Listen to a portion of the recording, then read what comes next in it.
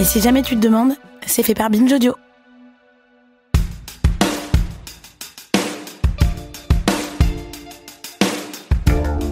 Vous en avez sûrement entendu parler ou vu passer des extraits. Depuis le mois de mars 2025, une commission d'enquête parlementaire tente de comprendre les effets psychologiques de TikTok sur les jeunes et essaye de voir comment les élus peuvent affronter ces bouleversements. Si on résume à grands traits, disons que la classe politique française veut réguler TikTok, une plateforme qui est souvent décrite comme abrutissante, vecteur de désinformation, qui exposerait les plus jeunes à des contenus violents, masculinistes ou tout simplement stupides. Parmi les reproches récurrents, on trouve pêle-mêle l'opacité des algorithmes, les effets addictifs et les dangers d'un réseau dont on ne sait finalement pas grand-chose. Ceci étant posé, une contradiction saute aux yeux.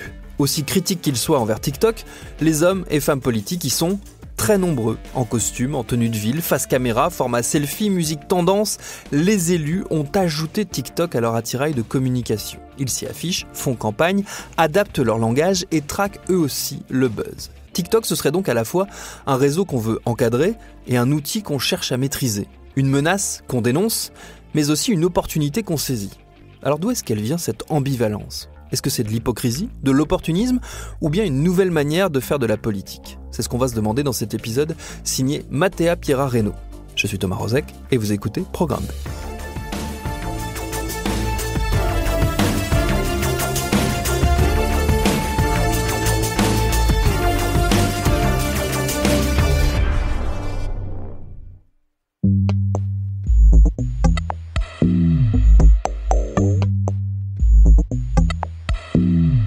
La tension entre les critiques publiques et l'usage stratégique de TikTok par les politiques, elle s'est incarnée de manière très concrète ces dernières semaines à l'Assemblée nationale.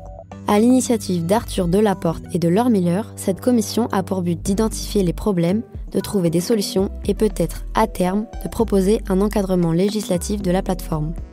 Au programme, des auditions de chercheurs, d'experts en santé mentale, de spécialistes en médias, mais aussi du président de TikTok Europe, des influenceurs suivis par des millions d'abonnés et beaucoup d'autres. Bon, eh bien, bonjour à tous, la séance est ouverte. Donc, mes chers collègues, nous débutons aujourd'hui les auditions de la commission d'enquête sur les effets psychologiques de TikTok sur les mineurs. Les commissions sont filmées, rendues publiques et parfois très regardées. Parmi les influenceurs auditionnés se trouvaient par exemple Hugo Décrypte ou Monsieur le Chat, mais leurs interventions n'ont pas fait beaucoup de bruit. En revanche, vous avez sûrement vu des extraits lunaires avec des personnalités plus controversées. Adé Laurent, Nasdaq, Alexis Chuns ou encore les Tanti pour en citer quelques-uns. Au point qu'on a pu se demander si tout ça n'était pas calculé.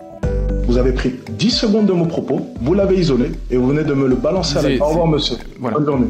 Donc il est 16h24, l'audience est suspendue. Le temps de recontacter monsieur Hitchen pour l'informer qu'on ne peut pas quitter une audition sans qu'on lui ait suggéré. En étant créateur de contenu pour adultes, j'ai visité un espace où il y avait des éléphants. Donc j'ai pris une vidéo avec un éléphant et j'ai dit un concurrent sérieux. Avec la métaphore de la trompe. Ça vous fait rire, monsieur ? C'est marrant.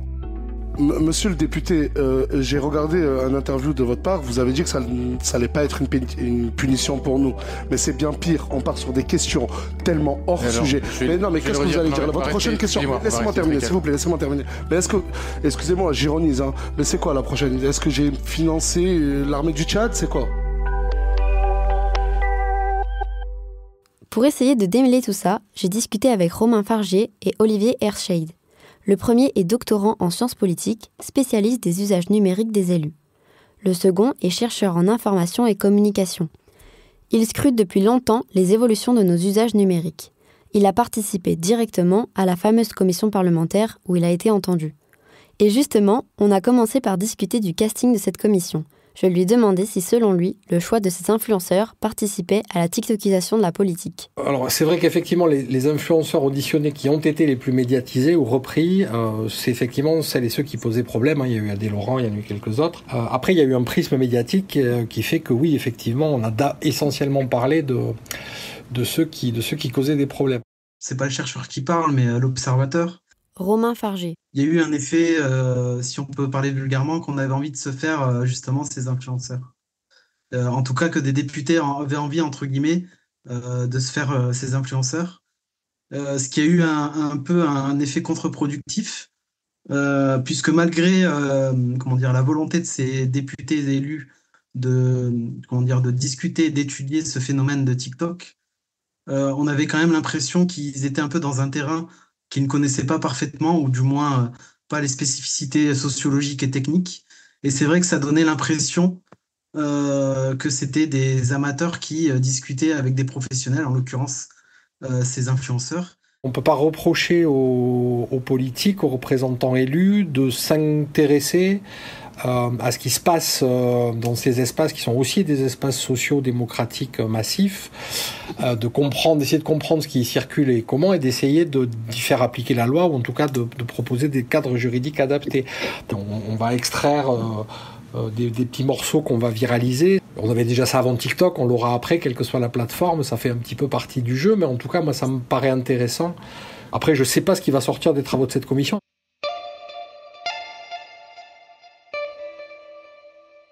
Les politiques sont de plus en plus nombreux sur TikTok et se fondent dans les codes de la plateforme, même ceux en charge de la commission d'enquête. Et ça, est-ce que c'est pas un peu contradictoire ?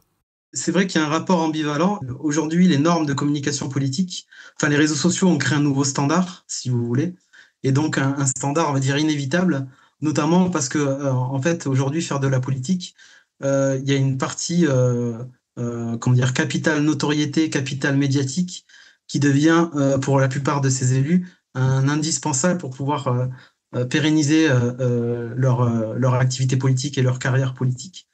Et donc, c'est surtout que les réseaux sociaux, aujourd'hui, valorisent une forme de visibilité, de performativité du discours qui devient inévitable. Et même les plus réticents, on voit aujourd'hui, sont vraiment sur TikTok. L'ambivalence, c'est quoi? C'est en fait, il y a peut-être un effet moralisateur de certains élus qui se disent, mais moi, j'utilise TikTok de la bonne manière, pas comme ces influenceurs, justement, regardez.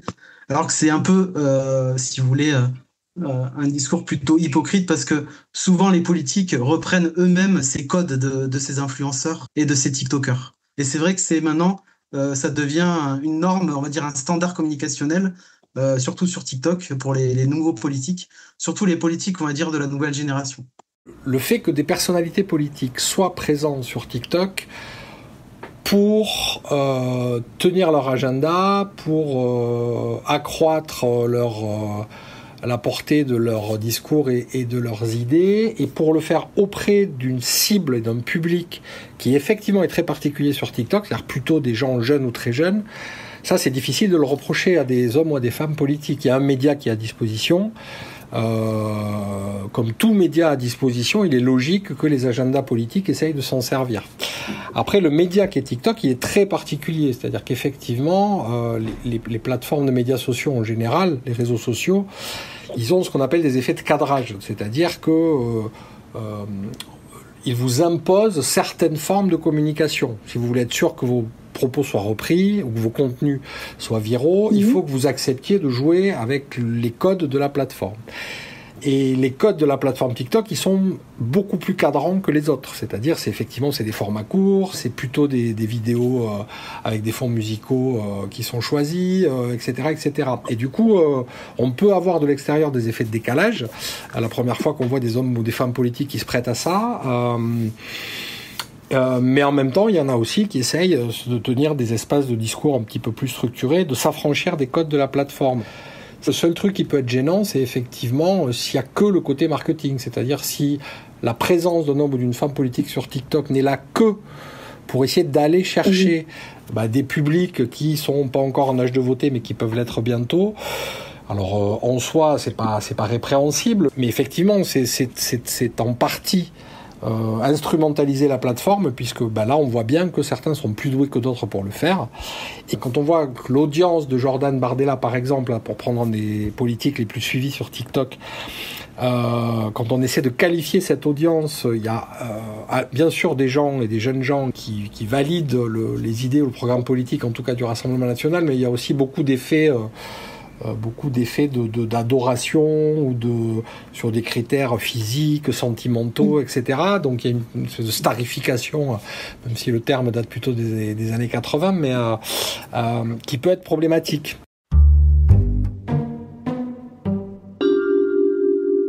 Believ, croire en nos rêves. Je voulais juste avoir un petit mot pour tous les élèves de terminale, des filières générales et technologiques. J'en profite pour vous leak le sujet de l'épreuve de philosophie. La politique me prend beaucoup de temps.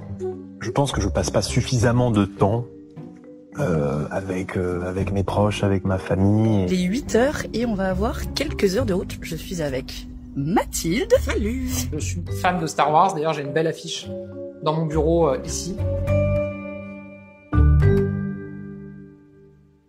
Alors, moi, j'ai eu tendance à voir dans mes recherches que le sentiment de proximité des réseaux sociaux est plutôt artificiel. Et même Bardella, qui avait des formats vidéo plutôt amateurs, même basse résolution, on peut dire pris à la volée comme ça en selfie, il y avait quand même, je pense, un travail d'un directeur de communication derrière qui disait tu postes ça comme ça, avec telle musique, etc. Mais après, c'est vrai que sur les jeunes générations, ça fonctionne plutôt bien. Ça leur construit un capital sympathie même auprès des plus jeunes.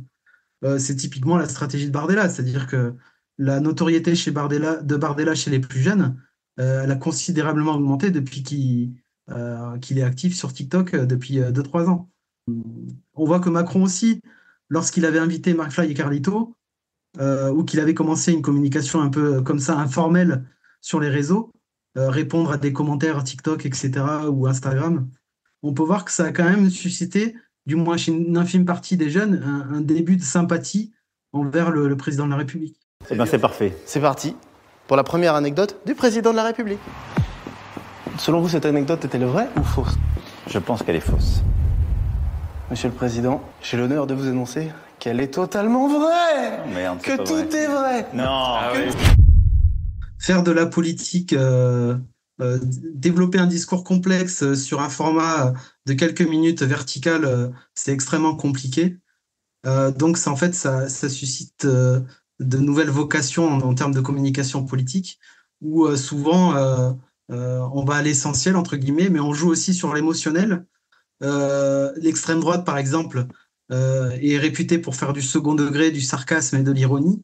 Donc, c'est ces moyens-là qui sont utilisés, plus que d'un discours politique complexe et structuré. En fait, c'est surtout jouer sur l'émotionnel. C'est souvent l'usage de mèmes, de montage humoristique, l'utilisation de références à la culture numérique. Donc, il y a comme ça plein de références qui servent en fait à un discours souvent radical qui passe sous le ton de l'humour, du sarcasme, de l'ironie et de l'émotionnel, qui sont des leviers propres aux réseaux sociaux et particulièrement à TikTok. Effectivement, on peut considérer que Jordan Bardella sur TikTok ne fait pas de politique. Après, chacun voit bien aujourd'hui que faire de la politique, heureusement ou malheureusement, ce n'est pas que mettre en avant des idées, des programmes et aller sur le fond. Il y a, on le sait, toute une série de codes médiatiques, de codes de popularité, de codes de viralité qui jouent sur l'intime, qui jouent sur la vie publique de ces personnalités politiques. En fait, ces plateformes, c'est un peu ça permet de révéler aussi, ou en tout cas de regarder quelle est l'intelligence situationnelle des gens qui les utilisent. Il y a des gens qui comprennent assez vite quels sont les codes de la plateforme et qui arrivent à les utiliser pour leur propre intérêt et éventuellement dans une dimension politique. Djebari, effectivement, faisait ça très bien. Jean-Baptiste Djebari, ministre des Transports de 2017 à 2022, a connu un véritable succès sur TikTok, où, en quelques mois, il a rassemblé entre 400 000 et 1,2 million d'abonnés avec des vidéos humoristiques sur des thèmes liés à sa profession. Il y avait ce côté extrêmement ludique et décalé, et derrière, en même temps, il arrivait à documenter son activité de ministre des Transports, et ça marchait effectivement très bien.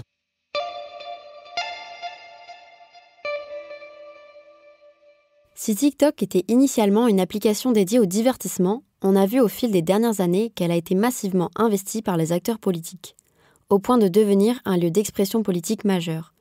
On l'a observé récemment en Roumanie, où les élections présidentielles ont été chamboulées par l'usage massif de TikTok et la propagande politique qui s'y trouvait. La plateforme peut donc avoir une réelle influence sur des événements politiques.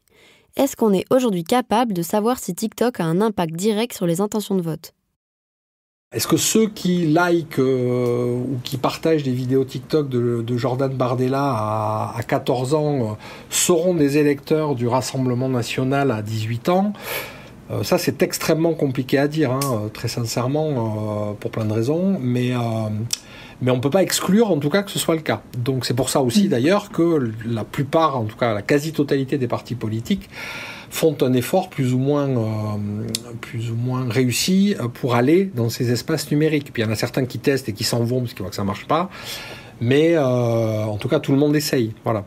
TikTok peut avoir une influence sur les élections, mais c'est difficilement quantifiable parce que souvent, en fait, le vote est vraiment un acte, on va dire, plurifactoriel, où plusieurs choses sont prises en compte, notamment l'expérience personnelle du votant, son parcours de vie, son milieu familial, son capital culturel, des choses comme ça. Et ce n'est pas, en fait, le fruit uniquement d'une communication sur TikTok ou d'une vidéo virale sur les réseaux sociaux. Et c'est beaucoup plus complexe que ça, une intention de vote. Et on ne peut pas le relier, on va dire, directement à une bonne stratégie sur les réseaux sociaux. Par exemple, Zemmour, qui a fait une très bonne campagne présidentielle sur les réseaux sociaux, qui était même le 3e candidat en termes d'interaction et de réaction sur les réseaux sociaux, a fait 3 ou 4% aux élections présidentielles.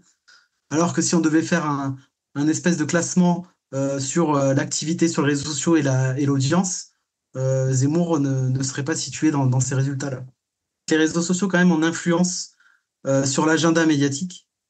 Lorsque des militants ou des politiques veulent mettre un sujet au programme de l'agenda médiatique, entre guillemets, du fait de l'hybridation du système médiatique actuel, parce que avant, on avait tendance à croire qu'il y avait d'un côté les réseaux sociaux et d'un côté les médias traditionnels. Or, les deux sont imbriqués maintenant. Un journaliste, par exemple, le matin, il va ouvrir son Twitter, il va regarder un peu ce qui se passe, il va faire sa revue de presse, mais il va faire aussi un petit tour sur Twitter. Et là, il peut tomber, par exemple, sur un hashtag ou un sujet propulsé par un politique ou par un militant, et il va décider d'en parler à la télévision ou, je ne sais pas, dans son journal. Et en fait, on peut voir qu'il y a eu un impact comme ça des réseaux sociaux sur certaines thématiques de campagne et sur l'agenda médiatique, politico-médiatique. Et donc, là, on peut voir quand même des effets quantifiables de l'impact des réseaux sociaux. Il y a eu récemment en Europe, ça avait été le cas aussi en Amérique latine, avec l'élection de Bolsonaro il y a quelques temps. On a démontré aussi que ces plateformes sociales, elles pouvaient avoir un impact très fort sur le jeu politique, y compris parfois en utilisant des moyens qui étaient à minima des moyens à la limite de la légalité. Donc très clairement aujourd'hui sur TikTok, qui est une plateforme géopolitique particulière, on voit qu'il y a des opérations d'influence, des opérations de désinformation qui sont menées aussi sur TikTok. Donc c'est là où les hommes et les femmes politiques qui y sont devraient commencer par se poser effectivement la question de savoir si elles-mêmes ne vont pas contribuer à faciliter ces jeux d'influence politique. Il y a un écosystème médiatique qui recoupe à la fois les médias, radio, presse, télé, réseaux sociaux. Et dans cet écosystème, il y a des biotopes, c'est-à-dire il y a des endroits avec leurs propres codes et leurs propres règles. TikTok en est un, Instagram en est un autre, et ainsi de suite. Et dans cet écosystème, tous les médias communiquent entre eux, c'est-à-dire, le rapport d'influence peut bouger. Pendant très longtemps, c'était une interview télé avait plus d'impact qu'une vidéo YouTube, et c'est des morceaux de cette interview télé qui étaient découpés pour être postés sur YouTube. Aujourd'hui, c'est un petit peu des effets inverses, c'est-à-dire que ce sont des vidéos TikTok, Twitch, YouTube, etc., ou des Reels Instagram qui ont de l'impact et qui sont repris ensuite par des médias télévisuels, radiophoniques. Mais en tout cas, il y a toujours eu, c'est une caractéristique permanente et éternelle de tous les médias, avant, après le numérique, il y a toujours eu des effets de percolation. Ce qui se passe dans un média finit toujours par se trouver transposé dans un autre média. La question, c'est si un jour il y a des effets, si un jour il y a une plateforme, un de ces biotopes qui écrase tous les autres, et si c'est TikTok par exemple, qu'est-ce que ça va nous poser comme problème politique global ? C'est-à-dire, est-ce qu'on est sûr que oui, vraiment, le TikTok européen est indépendant du TikTok chinois ? Est-ce qu'on est sûr que les données des millions de gens et de jeunes filles qui suivent Jordan Bardella, qui sont abonnés à son compte, cette base de données là de 2 millions de jeunes personnes qui n'ont pas encore leur carte d'électeur, elle est où ? Qu'est-ce que Jordan Bardella peut en faire ? Est-ce qu'il y a accès ? Est-ce qu'il va y avoir accès de manière pérenne ? Et quand ces jeunes gens et ces jeunes filles auront 18 ans, est-ce qu'il va pouvoir réactiver cette base de données en leur disant coucou, n'oubliez pas de voter pour le Rassemblement national ? Ces questions-là, il faut que TikTok puisse y répondre, il faut que Bardella, comme d'autres, puisse également y répondre. Mais la première responsabilité, là, elle incombe aux plateformes, effectivement. Merci à Mathéa Pierareno et à ses invités pour cet épisode de Programme B, un podcast de Binge Audio préparé par Charlotte Bex, réalisé par Paul Berthiaud. Tous nos épisodes, les anciens comme les nouveaux, sont à retrouver sur toutes vos applis de podcast préférées. Cherchez-nous sur Internet si vous voulez nous parler et à très vite pour un nouvel épisode.